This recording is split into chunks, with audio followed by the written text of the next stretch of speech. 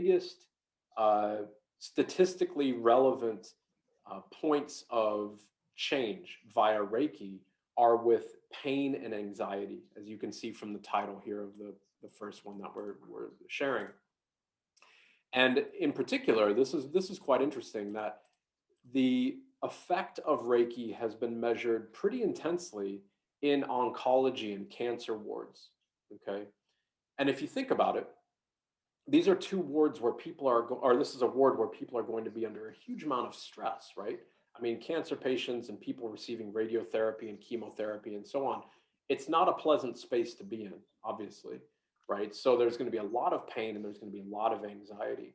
And this is not coincidental that I think I was just reading this 2 days ago, there's now something like 900 hospitals in the US that have Reiki in the hospital itself. It's not coincidental that those hospitals were starting in their oncology wards, in many of them, or as part of their outpatient therapy, and their recovery was the kind of the holistic approach where Reiki was part of the program. It wasn't the entire program for many of these hospitals. It's also acupuncture and yoga and things like that, but Reiki was always being included, okay? Now, why is it important that we focus on pain and anxiety, okay? Now, this is a little bit more metaphysical, how I'm going to explain this, but I hope that this makes sense. And if it doesn't, please just leave a comment and I'll try to dive into that a little bit deeper. With pain and anxiety, we attach meaning, right? We attach meaning to the situation. So, and that makes sense, obviously, like you put your hand on a hot stove, it starts to burn, you get pain, then you're attaching meaning to it, and the meaning is my hand is burning because it's got in this, you know, it's on this hot plate or whatever, and then you pull it away. So the meaning is reflexive, the pain becomes the meaning, and then you detach from the causal agent of that pain. Obviously, this is how we function, right? But anxiety does the same thing. And the difference between pain and anxiety in the body is very thin, okay? If you think about it, anxiety is the fear of that unknown, but it's also the fear of what is potentially going to happen from that unknown stimuli, right? And so both of these are putting the body into a huge state of stress, into a huge state of fight or flight. And so we are moving as far away from the parasympathetic nervous system as we can, and we're staying in the space of the automatic nervous system of our fight or flight mechanism, okay? And in that space, we have increased heart rate, increased cortisol levels, you know, increased respiration, and then we have decreased digestion, we have pupil dilation, we have muscular stiffness, and all of these types of things. There's more adrenaline being produced and all of these, right? So a lot of the things in the automatic state are hyper-inflammatory. Whereas in the parasympathetic state, when we move away from pain and we move away from the anxiety and the stressors, then we are in a anti-inflammatory state. We are removing ourselves from the state of like cortisol and immediate response and reaction, whereas we're just actually in a state of healing and balance, okay?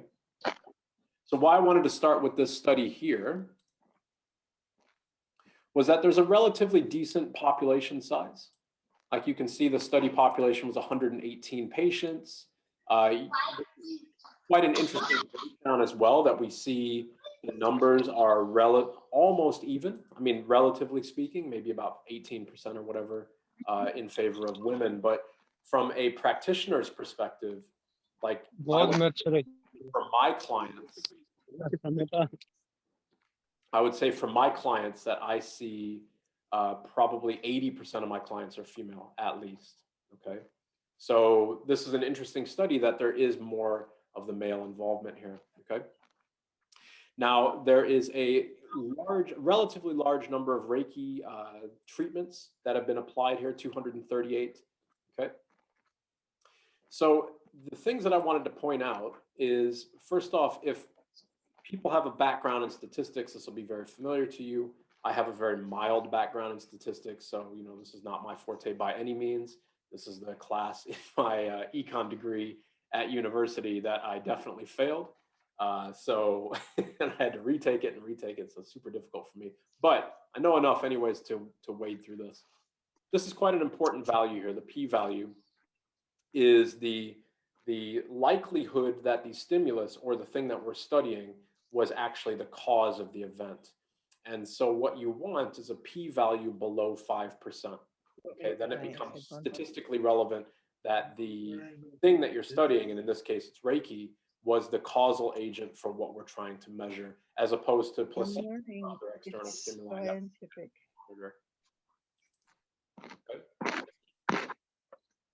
Backing for Reiki. Okay, so what you can see here, this is, like I was saying, I'm going to be honest on these studies. This is a p-value here. This is saying that it's like a 1 in a million chance that the anxiety score decreasing from 6.77 to 2.28 after a full force treatments of Reiki. This means it's a 1 in a million or 1 in 10 million chance or whatever that Reiki wasn't the causal agent here. Now this is, and I'm not saying that this paper is incorrect, but this is one of the most specific p-values that I've ever seen in anything that I've looked at. So that to me would be a little bit suspect. Maybe there's margin of error here. Maybe there's accounting errors here that are playing into this. Maybe there's a personal preference that they really wanted to prove the correlation between Reiki and the decrease in anxiety. That could very well be the case. You can see here at the end of this study, what they're saying is that the sessions were helpful in improving well-being, relaxation, pain relief, sleep quality, and reducing anxiety, okay? But I would be really suspect of this pain score here. I wouldn't really say that that is statistically relevant for me to include into this discussion, okay? But why I did want to include this study is to show that clients overall are having reductions in pain, increases in sleep quality, and reductions in anxiety. And this starts to put the piece together as how Reiki is actually healing the body, okay?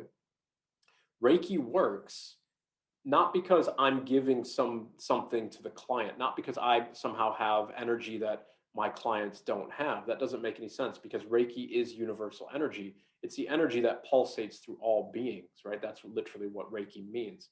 But Reiki helps people heal because we are in a space where we are able to detach from the meaning of the pain, the meaning of the suffering, detach from our association to that stimuli.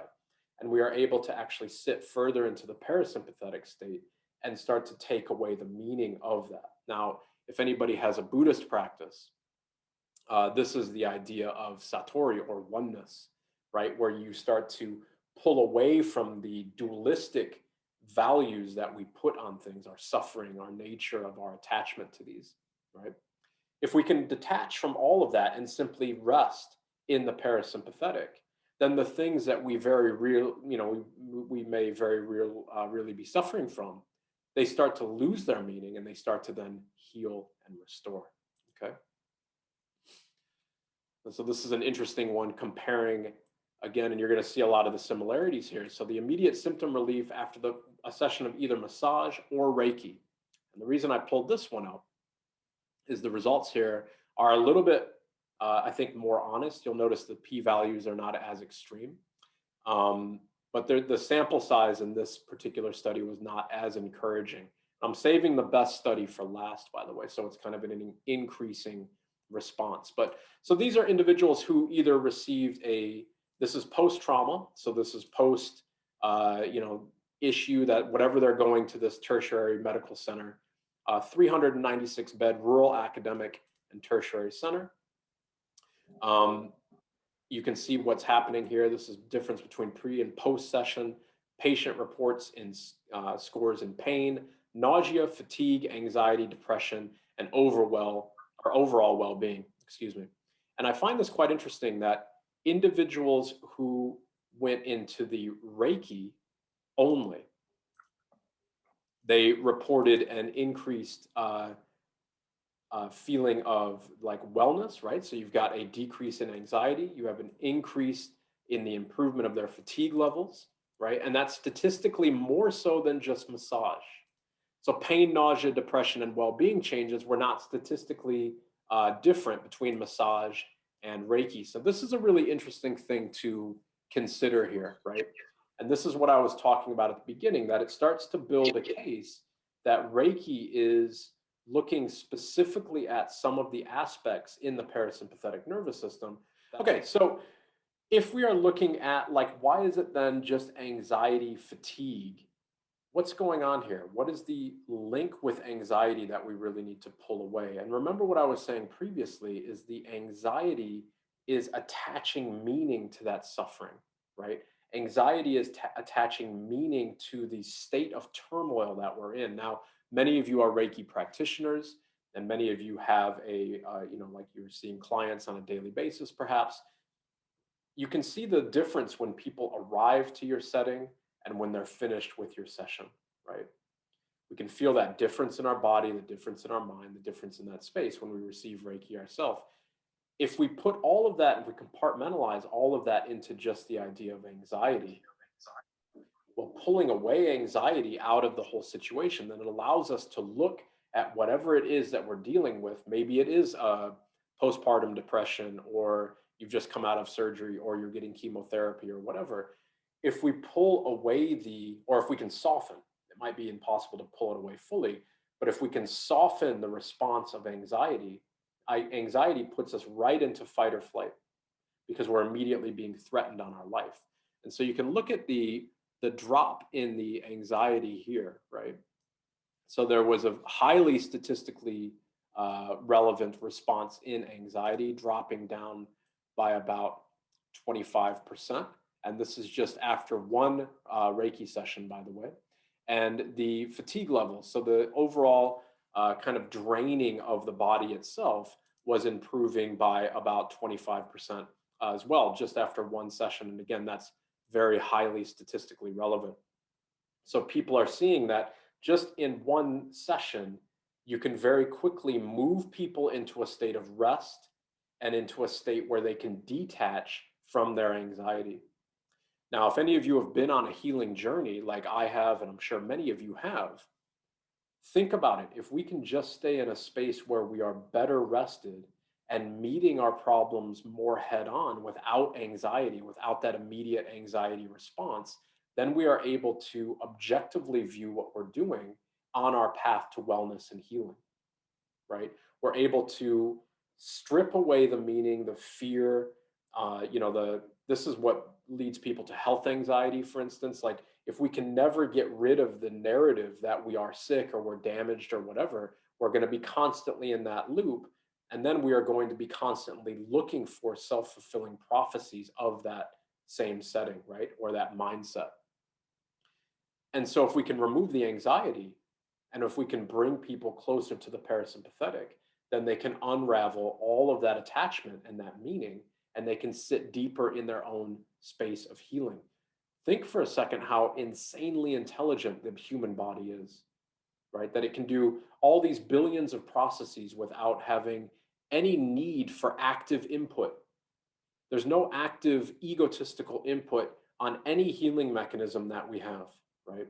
The body simply just does that. What we need to do is get out of the way of that. Now, and again, if you can think about it in response here, why is it that anxiety and fatigue, for instance, have a strong response compared to massage therapy?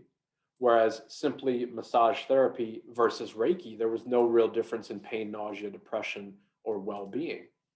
To me, that's really quite interesting because massage is obviously very active, right? Even if it's super relaxing, your mind is still going to be on the space of the action of the massage. And what I mean by that, we've all probably had massages where you feel you're drifting away, you're maybe falling asleep or whatever, but the mind is still somewhat active on the pain response. Maybe you've got a tight calf muscle, and when the masseuse finally gets down there, you might be asleep, but then they rock into that space of resistance, and that brings you back into the automatic nervous system because there's a pain stimuli. See, that's not happening in Reiki, right? So Reiki is giving that comfortable space of hands-on healing, of holding presence, where we can slip deeper and deeper and deeper into the parasympathetic nervous system without the threat of any type of impeding pain response or stimuli that's going to pull us out of that space. And by falling deeper into the parasympathetic, like I've been saying, we can then further detach our meaning from our pain or our meaning from our journey of healing. Or to put it in other words, the mind can more accurately communicate with the part of the body that it is trying to heal, right? We talk quite often, Christine for sure has her chakra mastermind classes running. And in my trainings, we talk about this all the time about the chakras and the meanings of the nervous system, how they hold emotions and pain in the different organs and so on. If you are needing, and I'll just give a very quick example, if you have a kidney inflammation, like let's say you just had a UTI or something and it got into your kidneys and you got a kidney infection and you needed to get that healed. Well, the brain then is needing to have fluid and unaffected communication right into the kidneys and to the meridians of the kidneys. So in the nervous system or the nervous pathways from the mind through the spine into the kidneys. Now, without muddying the waters too much, anything that impedes that communication is also impeding the connection between the mind and the kidneys for that healing response to be accurately conveyed. Okay. And so that's what I really think is interesting about this, that the increase in the wellness scales here on both anxiety and fatigue, in particular anxiety, if we can get the individual into a space where they are more relaxed and less anxious, then all of those communication pathways are going to be that much more fluid, right? And that to me is super important to understand when we're looking at Reiki as a healing modality. And it's one thing that I'm not really sure can be measured. I would assume that we can measure, resistances. And I know we can measure with like electrostimulus into the nervous system and things like that. But as far as I can see so far, I haven't seen any Reiki studies that are showing that increased in fluidity of the nervous system. But by being in the parasympathetic state, that's where we are. Our nervous system is less encumbered. Okay. So I think this is a really interesting article here because it's showing now a difference, right? It's showing a difference between other passive or semi-passive healing modalities versus Reiki. And I really like that it stacks up there with anxiety. And this is a relatively well-powered study. If you can see on the screen there, 396 people is pretty good. I mean, you might want to see, a stronger study than that, but it's pretty good. Okay. All right. So this is quite an interesting study here, the effect of Reiki therapy on pain and again, anxiety, right, in adults. And this is an in-depth review. So this is like a meta-analysis of multiple studies that are being done. And again, I'm going to link all of these on Facebook and everything, so you don't have to worry about what's happening here with the links. You can go back and look at them as well, okay? So I'm just going to show this bit on the conclusion here. This study is showing that there's evidence to suggest Reiki therapy is an effective tool for pain and anxiety relief, but it does obviously need continued research. And this is a analysis look of 49 articles. So of those, and this is what I like, and this is why I included this. Of the 49 articles that were examined, 12 of them were were received for full review, excuse me. So what that really means is that they take 49 articles, 12 of them were looking like, okay, let's dig a little bit deeper into it. And then what you can see here, 7 studies met the inclusion criteria. 4 of those were for cancer patients, 1 was post-surgical, and 2 analyzed like an old folks home, right? A community dwelling of older adults. This to me is the important bit, that somebody here, the authors, are actually going through some sort of rigorous and accepted statistical relevance for this study. Now, if you think about the whittling down of that, and that should show why this realm is in need of so much more work.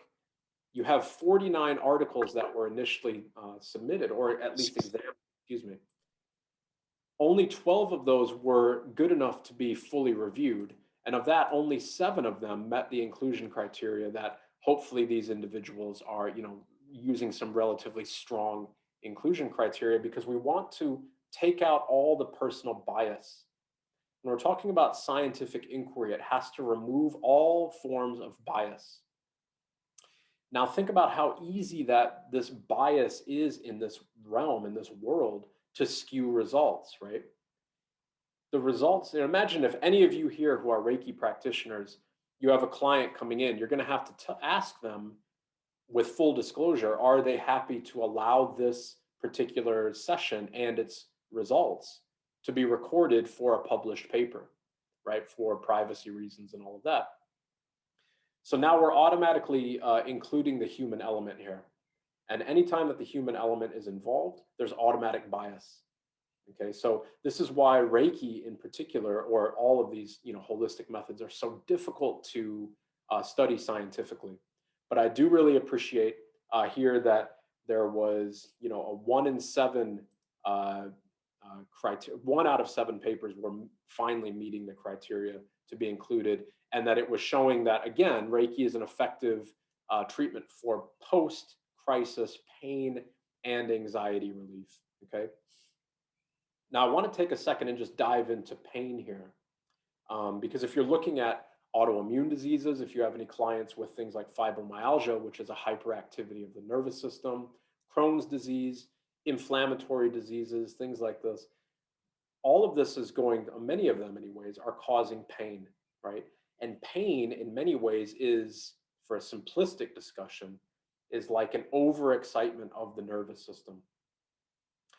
And so it's quite interesting that Reiki itself is showing again and again and again that there is a detachment from the pain, or some studies that you might read are showing that pain thresholds actually increase during Reiki sessions or after Reiki sessions. And why is that? Because the objectivity of the stimuli has been reduced. And this to me is a really important point when it comes to Reiki, right? This is kind of the idea that we have in Buddhism as well, is that if we can detach from the idea of the suffering, of the pain, then we start to view it objectively. And this is super, super, super important, okay? Now, forgive me if people are putting things, I see that there's stuff going on in all the chats. Christine, if you see, and thank you so much for helping me out on this, if you see any questions that pop up that need immediate attention, just unmute yourself and then we can get right into that, okay?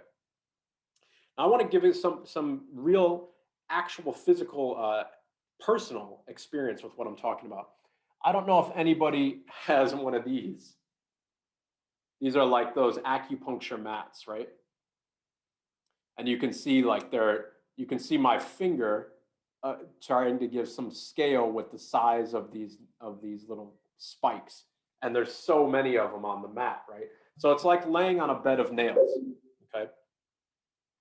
And just last night, I was laying down on that, and the amazing thing about this is that there's so many points of contact of painful stimuli onto the nervous system, right? That if you can finally just breathe and sink into it, then you release all of the resistance on the nervous system and you go into a state that is quite cathartic and quite healing. Because instead of holding on to that pain and the resistance and struggling to fight against the nervous response, you're simply breathing through it, okay? And finally, when you breathe through it, you sink into that space, and then the body fills itself with endorphins and all these other things, which obviously are quite pleasurable. But the key, or the kind of functionality of these acupuncture mats, is that it brings us to a state where we can objectively look at the pain, right? Now, that might sound really abstract still. I hope it doesn't. But if that does sound abstract, and more importantly, if that sounds abstract for your clients, all of the things that we're covering in this talk here today, everybody has already done it. Reiki is something that everybody does instinctively, and I can't stress that enough. And if you want any evidence of that, think about yourself twisting your ankle, for instance. You fall down, you twist your ankle. We do two things instinctively. The first thing we do is we hold the ankle, right? And the second thing we usually do, obviously I'm going to say some variables here that you may or may not do, but holding the space, and we usually breathe deeply and slowly. Eyes may or may not be open, right? Now, what are we doing here? We're holding the space so that we can increase the fluidity of communication between the brain and that particular part of the body. The tactile awareness from the hands on that part of the body increases the connectivity, or not the connectivity, that's not the right way to say it, but the awareness of the mind to that part of the body. Okay. So it can hopefully more accurately figure out, do I need swelling? Do I need less swelling? Do we need white blood cells? Do we need, you know, more red blood cells, more oxygen, more water, more salts, electrolytes, proteins, whatever it might be, to get into that space to heal. Now, why is it that we breathe slowly, exhale fully, and calm the breath? Because we are quite literally, and if you look at the study here, what I'm highlighting, we are trying to detach from the pain and the anxiety of that stimuli, right? Anytime that we get hurt, our body goes into a defense mechanism because it believes that there is going to be future occurrences that are going to hurt us yet again and again and again and again. This is fight or flight. In particular, flight. Get out of this situation because it is going to hurt you again and again and again and again, right? So if we can pull away from that space, then we can allow the body to objectively heal as opposed to emotionally stagnate. And that's one of the beauties of Reiki, okay? And again, it's showing it over and over and over again, right here. This one was just looking at the effects on pain response and, like the statistics here that it's looking at is this Cohen scale for pain response and wellness. And so that's quite a beautiful paper here. And you can, there are very long papers. So, I'm going to be sharing with you all of the links that you can read into them. Now, this one is very interesting as well, right? So Reiki is better than placebo and has a broad potential as a complementary health therapy. This is, again, a large meta-analysis. Okay, I believe this one was a meta-analysis. Let me just look at it quickly. Okay, this is in Australia. This is quite a well-powered study. I'm just going to skip down to the results here. Yeah, this is what I was thinking. It is a meta-analysis. You can see 13 peer-reviewed studies published between 98 and 2016 that all met the selection criteria for this. Okay, so that's super important. So the previous one, remember, looking at 49 different studies, 14, I believe the number was, met further review, and then only 7 met the criteria. Here, all 13 papers were powered well enough with good enough sample sizes and proper analysis that they could be included, okay, in the discussion here. Okay, and you can see the 4 different characteristics or categories that this was going into. The physiological response to Reiki. Reiki is a use for therapy for chronic conditions, chronic meaning continuous, as a treatment option for those conditions, or a complementary therapy for acute, right? So acute meaning specific, okay? I'm just going to skip through all of this. There's a lot of really good reading here. I have read this paper. It's a very good one. I would definitely recommend reading it. You can see here it says, viewed collectively, the study provide reasonably strong support for Reiki being more effective than placebo. 2 of the studies were conducted on rats were very clear. Reiki over placebo. Now, first and foremost, I want to say this, like, placebo has given there's a negative connotation with the placebo effect, and in no way should there be. The placebo effect is simply us getting out of the way of healing. Okay, in my opinion. I mean, it's not the definition of it, but the placebo effect is that we've put our belief into something, and indeed we've put so much belief into this thing that all of the other attachments to it, to our suffering, to our lack of healing or whatever, have fallen away. So then we've attached meaning to this, and then we are allowed to heal. In reality, what we're doing is we're simply getting out of the way of the body's natural ability to heal itself. Okay, that's the beauty of the placebo effect. Here you can see the beginning of this, 13 placebo-controlled studies for Reiki that included at least 20 participants in the treatment arm. Of those 13 studies, 8 found that Reiki was more effective than placebo, 4 found that there was no difference. But again, this is the importance of these. That could very well have been because of a lack of statistical power. Okay. So anything of a p-value greater than 5, hopefully people will say that that's not statistically relevant enough to be included in this, and this paper can't definitively say that the Reiki is the causal agent here. So hopefully this is, at least well powered. And only one study showing that Reiki was not better than placebo, and this is with fibromyalgia. Now, fibromyalgia has been studied. It's an autoimmune disorder. I'm sure many of you know what this is. That can cause a huge list of responses. One of them is pain, right? And this is essentially distilling things down for the sake of time, but essentially an overactivity of the nervous system, right? And Reiki has been very interesting with fibromyalgia because there hasn't been any papers that I've seen yet to show that fibromyalgia can be successfully treated with Reiki. Now, I just want to caution that I'm only saying that here because it's just one paper that is showing with fibromyalgia patients that there was no clear connection. However, remember, Reiki is working to calm the nervous system and to slow the body, to put it into a parasympathetic state. Okay. Now, obviously, I have no medical background, and I have no background in fibromyalgia. This is not something that I've had any clients with. I've had friends that have had fibromyalgia, and one of the things that all of them have told me is that there's many times where they don't even want the presence of a person next to them because the idea of touch already triggers pain. And that to me is an interesting opening to that discussion on fibromyalgia. And again, I'm diving into all this because you very well could have clients on your own that have fibromyalgia, and why are they going to be super resistant? If their fibromyalgia is quite strong, then they have huge responses to the slightest touch. Even clothing can be intolerable and can be painful for them.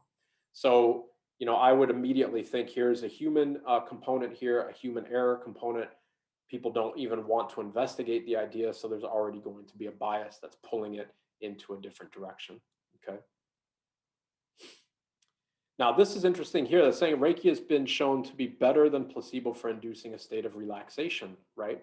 Okay. So physiologically, this means that Reiki is effective in activating the parasympathetic nervous system, quantitatively measured as a reduction in heart rate, reduced blood pressure, increase in heart rate variability.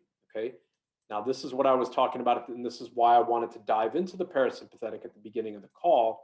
The parasympathetic is one branch of the automatic nervous system, the other branch being the sympathetic or automatic nervous system, right? Now, and you can see what the paper is saying here. Two branches can be rapidly modulated between, and that is an active response to wherever we are in that moment in our environment, okay? Quite often in Reiki, we talk about the idea of just being Reiki.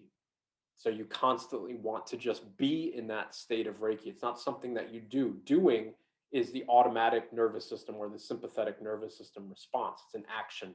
It implies a result, right? Whereas if you simply just exist in Reiki, greeting each moment with rest and balance and hopeful equality of thought, equanimity of thought, and placidity of thought and physical response, then you stay in the parasympathetic. You stay out of a state of hyper-inflammatory responses. You stay in a state of more improved immune system and nervous system communication, and you stay in a state where the body heals quicker, okay? This is super important. Anybody who has had a Reiki session, by the way, okay, I can't say anybody, that's too definitive, but for the sake of the audience here, I think I can say anybody who's had a session of Reiki knows what I'm talking about with that parasympathetic activation. As soon as I lay down on the table, and as soon as somebody's hands are over my head or on the hand placements or whatever, that puts me into a deep state of relaxation. Another thing that I'm not showing this in the papers here, I didn't find a paper on this, and I'm sure it exists though. We all know about the healing power of touch, and we know about the healing state that we can get into by just simple compassion and touch. And sadly, we live in a world where touch and human compassion is well overlooked or not even included in modalities.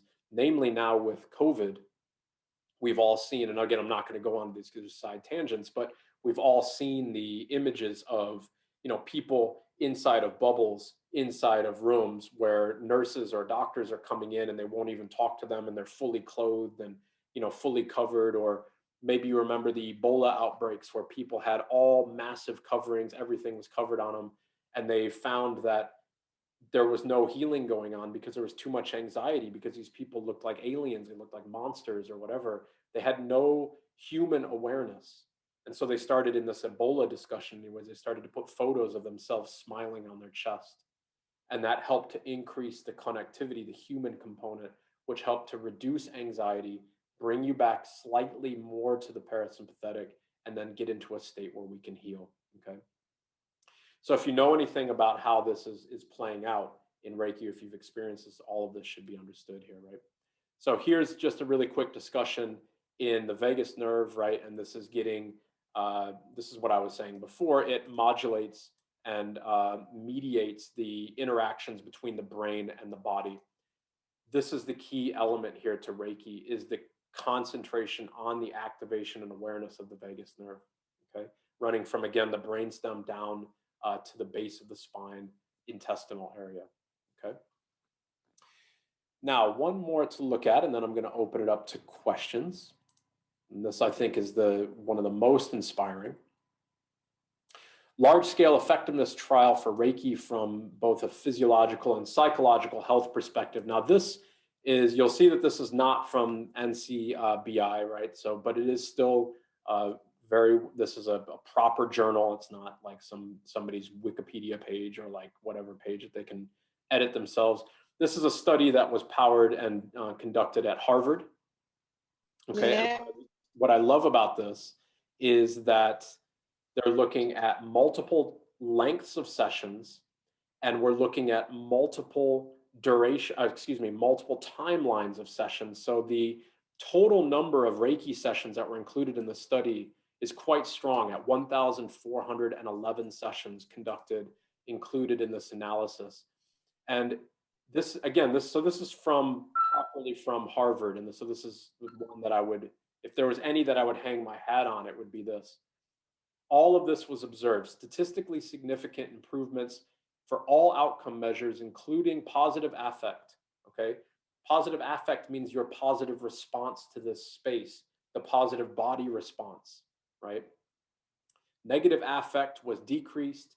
So that means if there's a painful situation, right, then we can dive into it and we can be in that space, and you have less of a pain response, right? Pain and drowsiness, tiredness, nausea, appetite, all in, like, so positive or negative. So nausea decrease, appetite increase, shortness of breath, which is obviously an automatic nervous system situation, was improved, right? Anxiety, depression, and overall well-being.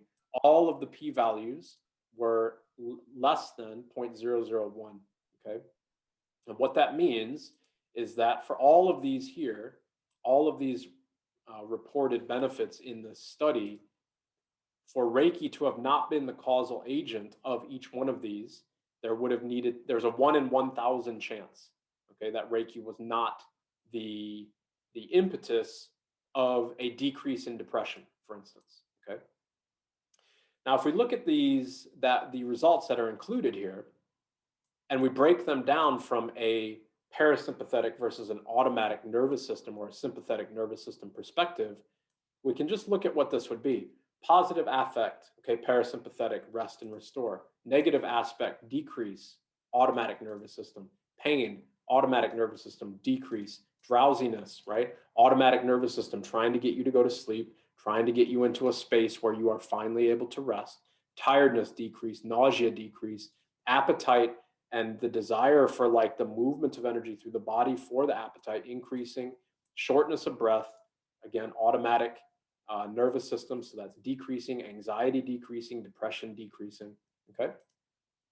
Now there's a lot of back and forth here about, what Reiki is, whatever, but here's something that's quite amazing as well. Already 800 hospitals. So 15% of hospitals in the United States currently offer Reiki to patients. There must be something going on here, okay? And again, this is not a fly-by-night study. This is an amazing study here. So if you look at so 1.2 million adults, 161,000 children have at least reported to have had some sort of an energy healing session like Reiki or whatever in the previous year. Okay. And here's one thing, and anybody who's in the United States, this will resonate with you. This pain will resonate with you. Despite it being so widely used, despite it being in 15% of hospitals and papers being written about Reiki and all of the benefits of it coming more and more and more, becoming more and more obvious, practitioners have to go through an insane number of hoops and legalities and all these types of rigmarole just to be able to offer Reiki, which is quite simply you just welcome somebody and you go into a meditation and you place your hands on their head or their body. There's been a discussion both on the Reiki Cafe group and the URR page that I'm a manager of, and I'm admin on both pages, where this might resonate, where there's a group, I can't remember the name, but they're trying to officiate all of the licensing for Reiki now and all of this type of stuff. So it's really frustrating that all of that is going on. But anyways, I'm just saying that because I'm sure a lot of you resonate with that. So we've got from here 1989 to 2018, total of 74 peer-reviewed research articles have been published on Reiki, right? Of the higher quality studies. And again, that's what's super important. That's why I've staggered these studies today, because I'd really encourage you, especially if you have a scientific background, to immediately rule out anything that is not a quality study, okay? So it's saying here, the higher quality studies, those comparing Reiki to at least sham Reiki or standard of care, largely support the hypothesis that Reiki may reduce pain, anxiety, depression, and burnout, and increases relaxation and well-being. Well, it's pretty clear. The narrative that I'm trying to present here, I hope, is hopefully now pretty clear. We can't heal if we are constantly in a state of pain, anxiety, depression, burnout, stress, fatigue, worry, automatic nervous system, or sympathetic nervous system. It's not possible. You might be feeling that. If you are at a job where you are burnt out, stressed, overworked, you get sick a lot quicker. I did as a teacher in Hong Kong, where it was super stressful. There was a huge amount of demands on me. My health started to deteriorate very quickly. That's one of the reasons why I had to get away from it and move into holistic wellness, and in particular Reiki, something that I had been studying since 2006, of course. But as soon as I started to turn away from all of the stressors and turning in to the state of wellness and balance, your health will take care of itself, right? Our bodies heal by themselves. You don't go to bed saying, I need X, Y, and Z things to be compartmentalized and healed. Your body already does that. Your mind is already doing that, okay? So we need to get out of the way so that we can actually heal that, or we can actually be in that space of healing, excuse me. I love that they talk about this sham Reiki. This is awesome, because there's been some papers that I think are quite interesting actually to read from a maybe like a statistical perspective, where they're taking people who are Reiki practitioners and not, and then asking both of them to just focus like good vibes or whatever onto this thing, onto a person, a place, or whatever, in particular a person, so that then they can say, did that have any effect? Okay. Now, again, there's so many, first and foremost, I'm not trying to say that this is, it's probably very biased, but there's automatically so much space for human bias here. If you go into a study, or if you somehow know that the study is trying to compare actual Reiki versus, somebody who's not a Reiki practitioner, then you're already going to be thinking like, well, I really want to figure this out. I'm not going to have any effect or whatever. Relax, let go, detach. Then we can feel it. Reiki is not something that is not accessible to everybody. Indeed, we already have Reiki. Again, I say this in all of my trainings.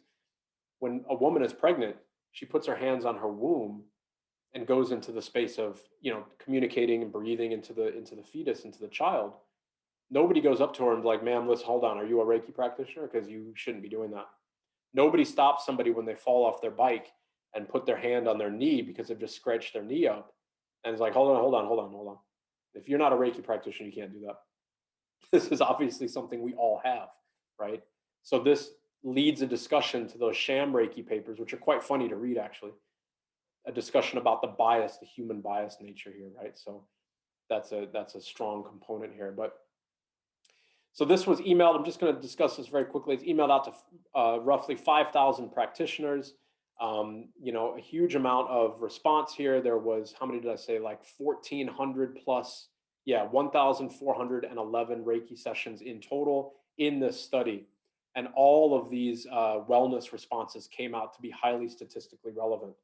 So the way these studies have to be powered is with a big group over a huge amount of time, a lot of sessions, with analysis that starts to rule out placebo or other modalities, right?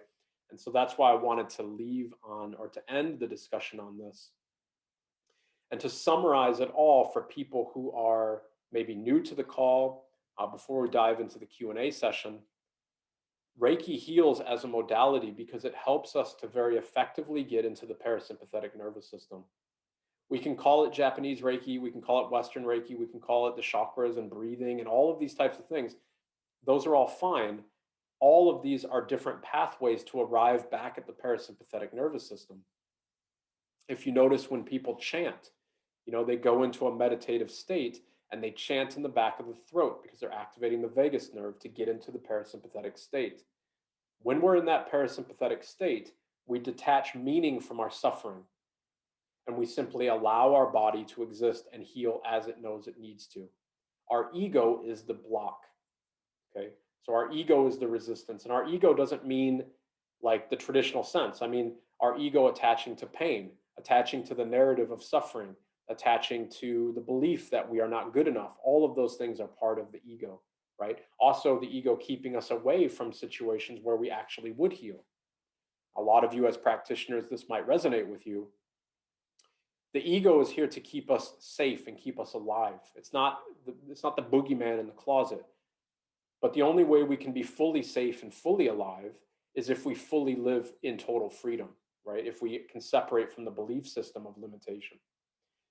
And the ego has a very specific role to play, in particular with people who have had huge amounts of trauma. And this should make clear sense, especially many of you have probably had clients like this. If behind that metaphysical or not metaphysical, what am I saying? Metaphoric door. If behind that metaphoric door in the person's mind, they know that all of the skeletons behind that metaphoric door are all of their trauma, well, to them, Reiki might be viewed as just ripping that door wide open and all of those skeletons fall out of the closet at once, right? So the ego is going to prevent all of that from happening. So there's going to be resistance after resistance after resistance after resistance. Every aspect of Reiki is going to be shut down. Now, if you've ever had a session, I know I've had these before where I've been really stressed or worried or deep in health anxiety and stuff. When I close my eyes, my body would tighten up. So it's staying in the sympathetic state because it doesn't want to fall into the parasympathetic because the ego believes there's too much pain there to let go. I'm just going to end it on this. If you have clients that are in that space, they might need to be reassured by all of the things that I've talked about here today. Okay. Reiki is a modality that is not going to rip that door open so that all the skeletons fall out at once. That's not how it works. Reiki is a modality that helps you identify the door, helps you become friendly with the door, and helps you to peek through it whenever you want. It helps you to shave off each one of those little bones in the closet piece by piece.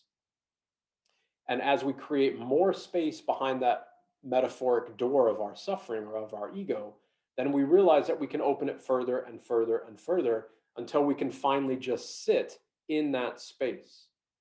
Goes back to what I was talking about with this mat that I was on last night. It's not comfortable, but by just breathing and sitting in that space, the pain became objective. It was something that I could just kind of notice as opposed to create a narrative on. If we can detach the narrative from our need for healing, high blood pressure, broken bone, whatever it might be, we take away the narrative, then we start to heal because we're actually in a state of non-attachment, non-judgment, and non-duality.